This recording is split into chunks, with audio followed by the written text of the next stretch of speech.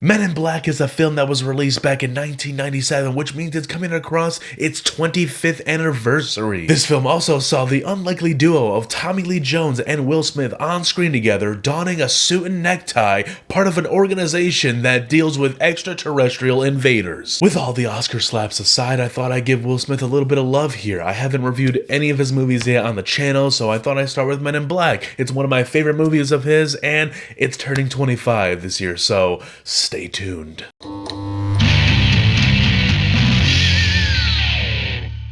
What's up, everybody? Welcome back to The Heads Project. I'm John Rodolaza, and today I'm going to be reviewing Men in Black. This is a film that came out in 1997. It's turning 25 years old this year. That's crazy to me.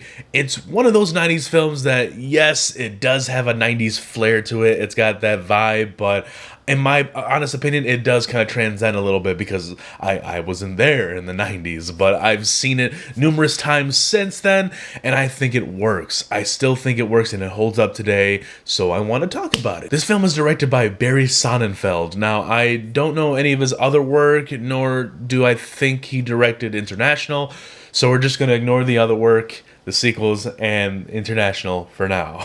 Let's just talk about the original film that stars Tommy Lee Jones. We get introduced to him first and his much older co-worker.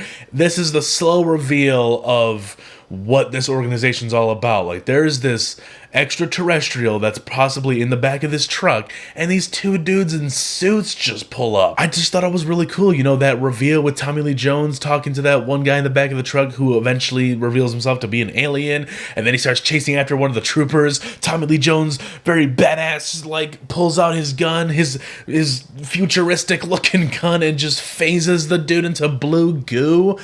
That was cool. Then we get introduced to Will Smith's character in the film. He's Agent J, or I believe his real name is James in the movie, and he's part of the NYPD, but he's generally just Fresh Prince Will Smith. You know, this is the year after Fresh Prince wrapped up, and he's got that same vibe about him. He dresses like himself from the TV show in here, and up until he gets the suit and whatnot, then it's just suits all day, every day for him. So with that iteration of Will Smith in this film clashing with Tommy Lee Jones, which in my opinion, I haven't seen all of his films, or really many of them, but he's a man that, in my opinion, just doesn't belong in this timeline. And like, he belongs in the 40s or 50s. I feel like that's how he is in real life. He's stuck in his own way, and he's just not, you know, open to change at all.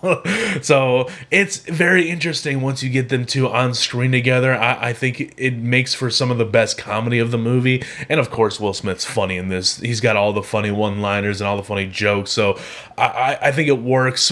Tommy Lee Jones is pretty funny in here too. He's got that snarky old man humor in here, so I think it works. A lot of it is cheesy, but it doesn't fail to make me laugh. Vincent D'onofrio, I'm going to talk about him. I'm not going to forget him this time like I did when I reviewed Jurassic World. It was good in that film, just, you know, wasn't a standout. He's a standout here. This is the earliest thing I've ever seen of Vincent D'onofrio. He plays Edgar. He's like the farmer guy who talks crap to his wife and then walks outside, gets dissected by an alien. Like, it just eats all of his insides and leaves his skin out. Oh, dude, that's still haunting to this day, dude. When he gets pulled into that giant crater and then you see his skin just flop back on the ground and it just looks like a deflated balloon. It gets dragged back in and then the alien just fits itself into his skin. That's still kind of haunting, dude. I loved how, the alien at the end, the giant Edgar monster, didn't look the best. It's not terrible looking, but it does kind of stick out a little bit. If it was in daytime, it would have probably looked even worse, but I loved the reveal of it at the end. It made it all the more better by doing it and keeping that monster towards the end, because we got a great performance out of Vincent D'onofrio playing this sick, twisted dude who's essentially an alien inside a man's body. Like, it's incredible, dude. The transformation in this film for him is insane. It's hilarious at times. It's creepy. It's cringy, but in a good way, though. And I absolutely love when he goes back into the house after the alien puts the skin on, and he's just telling his wife, "Sugar, in water more.